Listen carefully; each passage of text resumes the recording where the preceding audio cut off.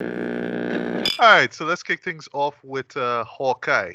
You know what I mean? I'm a money making guy, right? If you know, you know, Mhm. right? Scooby-Doo. It's good to buy, right? Early 2000s, right? Those were fun times, right? So this is a six-part miniseries from Marvel Studios and Disney Plus.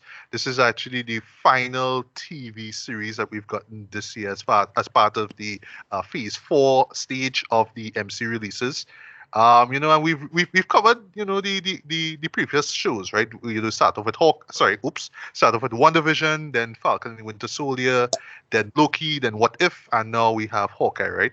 Ricardo and I, we talked about the first two episodes of it. So, seeing that we saw the whole season proper, if you don't mind, Ricardo, just want to just run through what this season as a whole was about. Yeah, well, so basically, it's the fallout from the events of Avengers Endgame from Hawkeye's perspective. What we saw in Avengers Endgame is, I made the joke, Thanos snapped and, Clint snapped as well, right? Right. Uh, Basically, what happens is that we went under the moniker of, oh God, what's the name of Ronan. it? Ronan. Yeah, Ronan. and basically he just kind of went postal. He basically just went postal on all the crime, all the underworld people, and basically it linked to a certain character in this, and follow through with that. And basically it's something about involving not only involving his mark as Ronin, a bunch of players and set pieces who involved with that. Also, someone else connected to something connected, since I don't want to spoil anything. Someone connected to something involving basically a watch, and we learn what that is about. This also introduces Kate Bishop, right? Basically, the ascended fangirl of the series.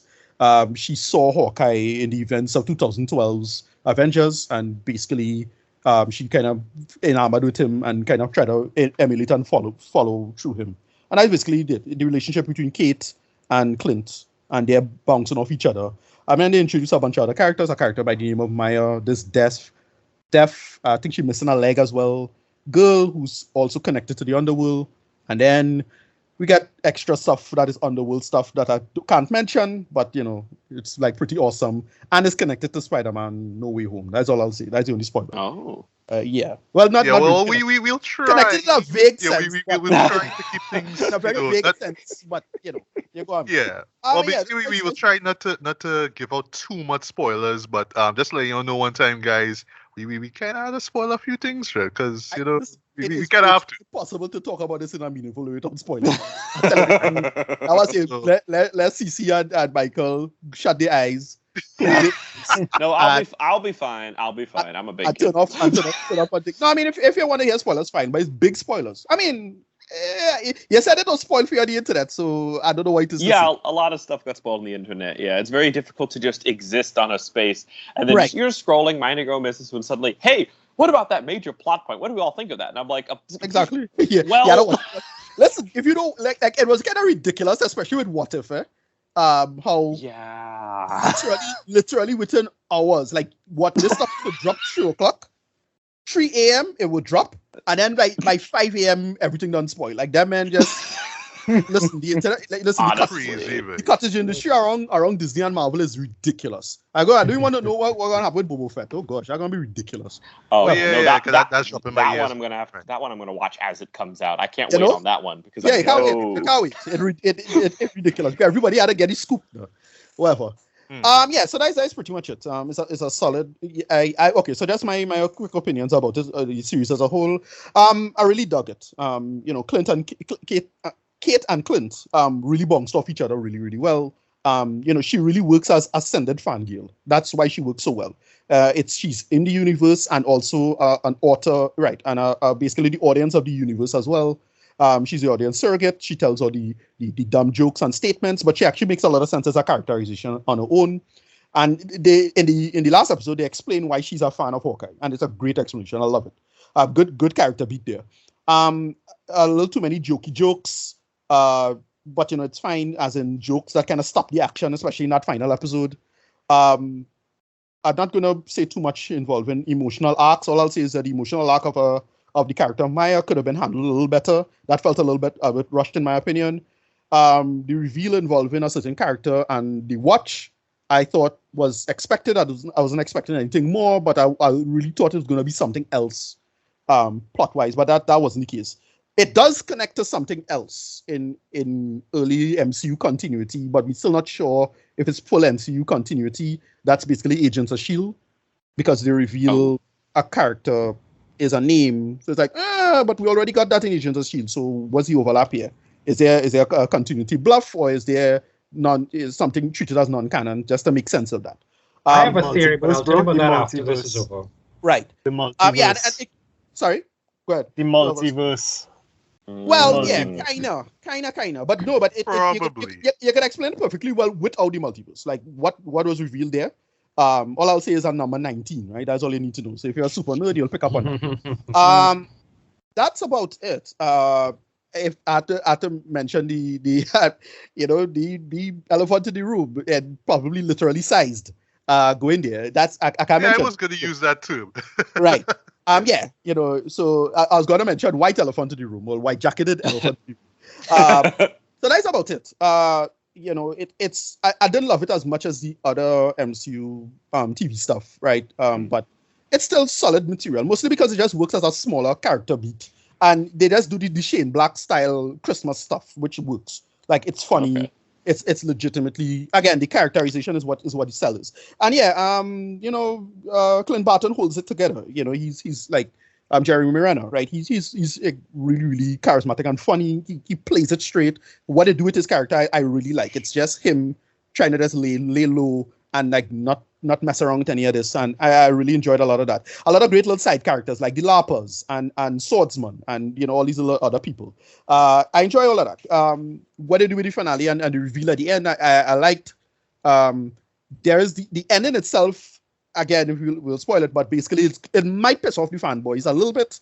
But I think going forward, it's not gonna like wrap things up like that. I because it's also a thing in the comic. So whatever. That's about it. Yeah, rating about a 6 out of 10, closer to a 7. I enjoyed it for what it was. I didn't love it because I still say it felt a little too TV. In terms of the action and some of the fights, except for that last action sequence, that last final big action sequence involving a bunch of trick arrows. Pretty awesome. I enjoy a lot of that. But that's about it. 6 out of 10, closer to a 7. But yeah, that's about it for me. All right. Well, since we're doing ratings and stuff like that, I'll give mine, after I just share my quick thoughts, right? I would say similar to the other live action MCU shows. This is one that works very, very, very well. I should say even better than watching it on a weekly basis. If you just binge it, right? Because that's what I did. Like normally, like a day before the finale drops, I just kind of just binge the previous episodes, and I find that they work a lot better watching them play out as like a continuous story, as opposed to just watch it by week and like, oh yeah, that happened. Oh, I forgot about this, right? I take it, it's same with the other shows, right? But yeah, I would say like the first couple episodes, it's not wonky, but it just kind of takes a while for you to, for the story to really set up though. But from there though, it just kind of, it just kind of goes off from there, and it's just like enjoyable throughout though. And I would say as far as the finale itself goes, it is one of the better finales that we've gotten this year as far as the MCU goes, right? The TV shows go, I must say. I do appreciate the sort of grounded in reality, quote-unquote, vibe of the show. The Christmas tone to it works brilliantly, in my opinion. And I made the joke on Facebook, leave it to Marvel to actually get the holiday, to get me into the holiday spirit. Because watching this show, I was like, you feel it, right? It is very reminiscent of classic Christmas films and TV shows, particularly in the anti-Christmas route where it's just about the decorations and the Christmas songs, but you had to deal with, being away from your family. You had to deal with grief. You had to deal with loss, right? Things that, deep down inside we kind of feel, and, especially with times being what you kind of feel them around this time now. So you have this kind of cynicism about the season itself, right? But something or someone always comes in the way and be like, yeah, just wisen up and smile or whatever it is there. So you feel it, right? You feel that warmth, and that's what the show gave me, right? Performances I thought were great though. Jeremy Renner really does shine as Clint though, even though he does kind of come off like early on like dude, I really don't want to be here. You know, just like look like I'm Hawkeye. Like, anybody cares about me? But one Right. thing this show really nails is that I would say through it all, like when you finish the season, yeah, you will give a shit about Hawkeye, Jen. You will, because they Okay. really go into detail as to why he is so damaged and the stuff that he went Okay. through. And I mean, not really a spoiler, but it involves the death of Black Widow in Right. Endgame, right? Yeah. Him dealing with that loss, right? And just Okay. how they delved into it was brilliant. Also, hearing loss as well too, which caught me by surprise, but they actually explained in a really hilarious but really dark way why that happened, right? And I love how it connects to with the character of Maya, right? Who, as Ricardo say, is deaf, right? And points for the sound mixing that they do here, especially in episode 3 where she's fully introduced to, because they do a lot of great like sound work here, especially with having to read lips and using ESL and all that kind of stuff. Just how they sum up it works, right? And it really does sum up this great team of communication, because there's a great moment actually with him and Kate, right, who I'll get into a bit. And she's saying something, but he can't hear what she's saying. These guys saying, "Oh yeah, you should walk the dog," but she literally said that like a minute ago. So I thought like those moments were brilliant, right? Speaking of Kate though, Steinfeld, yeah, she was great as Kate Bishop though. You do really buy her into the fan girl, but I like that there's depth to it. It's not just, oh well, I just want to be like you because you're my favorite hero. I mean, there's more to it than that, right? And that's where you have this Shane Black-esque murder mystery going on involving her mom, who is played by Vera Farmiga, and her stepfather, being Jack Duquesne. I think that's how you pronounce his surname. So I don't want to go Duquesne. Oops, right. Yeah. So I dug what they did there. The Tracksuit Mafia stuff caught me by surprise. 'Cause I didn't even know who these guys were. As I said in my previous review of the first episodes, I at first I thought that they were like ripoffs of the Big Lebowski. We want the money, Lebowski. We want the money, Lebowski. Those German guys, they can remind me of that, right? But they work as comic relief and as a threatener to Hawkeye. I love how they brought in Ronin, his alter ego, and how they worked that in the lappers. At first I thought was like, okay, like we really need to have this cosplay group, who are into medieval swordplay and all that kind of stuff. But they work in terms of the story, in terms of, hey, we could be heroes, even if we have to pretend to be. And I love how they brought them back in the final episode in particular, right? Speaking of the finale, yeah, this finale was all sorts of a kick-ass for me, though. I thoroughly enjoyed it. I had a smile on my face. They really incorporated the whole New York at Christmas setting, though, in ways I didn't expect. And I was like, yes, all of this is working for me. So, yeah, this is guaranteed to be a crowd pleaser for sure, man. And last but not least, before I get to rating, I would admit I got surprised. I got caught off guard, sorry, with the elephant in the room, right? But when we saw him, it was like, oh yeah, he needs to be the showman for real. And I'll just say this before I get to rate it as well too. He's not dead. He can't be dead. You can't just bring this guy back out of the blue and then just off him just like that. Like no. He's gonna be back Yeah, in some show or some way, shape, or form. it's a thing in the comic, and as I said, as I said, that's why I don't really think they make it out. But it might have some fanboys out there who have a collective meltdown because of that. Oh yeah. Yeah, because Kingpin's a tough SOB, man. Like or the fight between him and Kate. It's very Disney Plus esque in terms of the intensity there, because it's almost reaching the level of like what you expect from the Daredevil series, but again in a Disney fight kind of way, right? But it still works, right? But overall for me, I enjoyed this for what it was, man. So I'm gonna give this a very light 4 out of 5 stars, man. I really enjoy it for what it is. It really does work as a Christmas special, basically, right? So I would say if you have the time during the holiday season, kick back, relax, and check it out, man. And I do actually see myself watch this over, maybe next Christmas, or maybe when if I do feel like it during the Christmas season, yeah, because I think it works like that. And before we get to your thoughts, Daniel, even though I wish we got a Rogers the Musical special on Disney Plus, though, the little outro that we got, the little end scene that we got at the end of the final episode, where we get to hear the song, I believe it's called "Save the Day," if I'm not mistaken. Yeah. Save the City, I think it is. Save the City. Yeah. That shit brought a smile to my face, but no lie. I just had this big ass grin though. I was loving everything about it. So no, we didn't get the full thing. Okay, but whatever. At least that moment though, I was like, yeah, I'm good. I'll live with that. I'll just have it on when I feel like it. I'll live, All right. So Daniel, thoughts on Hawkeye and Return. Finally, someone actually cares about Hawkeye. That's I know. someone actually cares about Hawkeye. Yeah.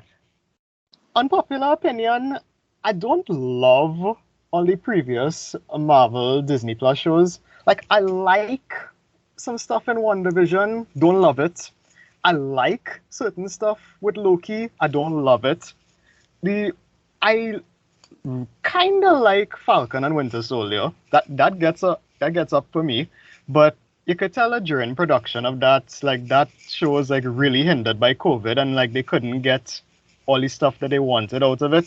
But yeah, it felt like it was missing 2 episodes, man. That's just like 2. Let's give me 2 more. Yeah. I liked Falcon and Winter Soldier, but Hawkeye, like, I really enjoyed Hawkeye. I really did. I enjoyed the banter between Kate Bishop and Clint Barton. The action, it is kind of slow to start. Like, in the beginning, it is kind of slow to start, and the action choreography, like the fight choreography, isn't as strong as it is coming down to the end. But I will say I enjoyed it for the most part. I give it a 8 out of 10. I give it an 8 out of 10. I enjoyed it for what it was. I have to say thank you for bringing back the elephant in the room. Thank you, and yeah, I enjoyed it. That's all I'll say. I enjoyed it. Yeah, right. So a couple things before we get to Tracy, right? So one, forgot to mention McGill, Yelena shows back up, right? To be played by McGill Florence Pugh, right? I was glad to see her here. I love how they actually established where she was and what, that moment where they show where she was, at the moment of the blip. I thought that was excellent in my opinion. Fantastic visual, though. That's a really it fantastic is, boy. Yeah, it rivals what we saw. It rivals what we saw with oh gosh, I forget her name from WandaVision. Oh gosh, what's her name, boy? Maria. Rambo. No, not Maria. Rambo. Yeah, Rambo. Yeah, right. That was great as well. Yeah. But yeah, in terms of just kind of like summon up her arc in terms of, yo, where's my sister? Clint killed my sister, that kind of thing. I thought it worked as well too, and I love how they just kind of left it open. So who knows? Maybe one day she might link back up with Clint and fight alongside him, or maybe not. Maybe she might just ride solo as a new Black Widow. We'll see, right? I thought she was gone shop for the Christmas visit at the end instead of just her. Oh, like that would have been nice too. Yeah. She come with a cute Russian accent of hers, right? And secondly, go on. Another unpopular opinion of mine is like, I thought Florence Pugh's Yelena was okay. I didn't love her in Black Widow. I thought she was okay. And in this one, I really did get the feeling that she was just Natasha Romanoff's annoying younger sister. It's like, I'm not really liking this character as much as I should. From the movie, from the Black Widow movie, right? My problem with her. My only problem with her is that I find the accent is ridiculous. Like, she's basically Rocky and Bullwinkle. The Rocky and Bullwinkle nonsense now. Like, there's a little, it's like, all right, I know you're playing Natasha, but that's the wrong Natasha. Like, change your accent right now. Like, okay. Yeah. Also, in one of the episodes, I need to call bullshit on one of the episodes when there's a fight between Kate and Yelena. When, like, Kate actually holding her own against this Black Widow assassin. Like, no. I call bullshit on that. Well, she was more like just kind of toying with her, and in that first fight, she was more distracted than anything. And in the second fight, she was just more like, yeah, she could easily kill her at any time, but she wanted to keep her alive, and she kind of like can't want to be friends. All right. The thing is that she kind of want to become she want to become a girl from from what we call it, Sex and the City. That she want to do that bullshit. Yeah. So it's like, she have a friend. Yeah, but you have a mission at the same time. So ever. Again, jokes. There's a lot of jokey jokes. Like, they do jokey jokes. Well, it's an MC show, so it's much expected. And it's up to you if you accept that or not. But yeah, that is getting annoying afterward, to be honest. Right. For real. And secondly, as far as the elephant in the room, let me just call his name Wilson Fisk, Kingpin. Tracy, take it away. Thought. Sorry. I had to bring it. Yeah, he's a mean You're one, a mean right, one, Mr. Mr. Fisk. At points for using that Mr. Gridge song in one of the episodes, that was brilliant, right? But yeah, Tracy, close us off. Thoughts on Hawkeye? So here's my thing. I'm gonna I'll take a line from Joker and say, let's rewind the clock a year or so. Y'all know how I felt about WandaVision. I maintain that where WandaVision is concerned, it is by and large the best MCU Disney Plus show that has been out there, because what WandaVision does, I agree, is that it gives you something new out there in the Etch-a-Sketch. You feel different. And then for somebody like me who pretty much grew up watching all these old reruns of like Lucy and Bewitched and that kind of shit, seeing how they incorporated it into her whole mental scape, right. This is stuff that I actually like. My whole thing with it was like, I need more of this in terms of things that feel new.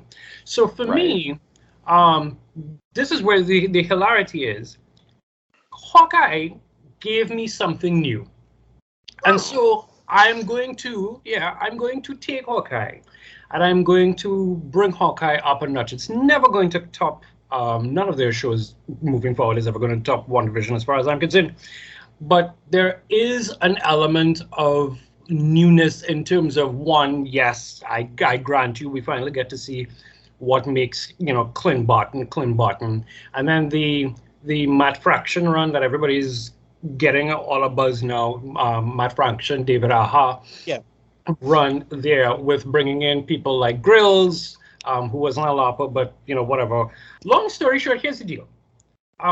It's WandaVision will always remain at the top. Falcon has come down a few, even Loki for me has come down a few, and I'm going to put Hawkeye up in its place. What I do love, I loved the Killing Eve moments of Kate and Yelena. That for me was joy, that whole conversation. That earworm of Save the City is going to be stuck in my brain for a while. Obviously, I will have the soundtrack because you know how I feel about soundtracks. Christmas music, the Christmas music in it actually worked really well in terms of building suspense, because let's be honest, Christmas music could be hella scary and also suspenseful, and I do mean in terms of like Nutcracker Suite and all that kind of stuff.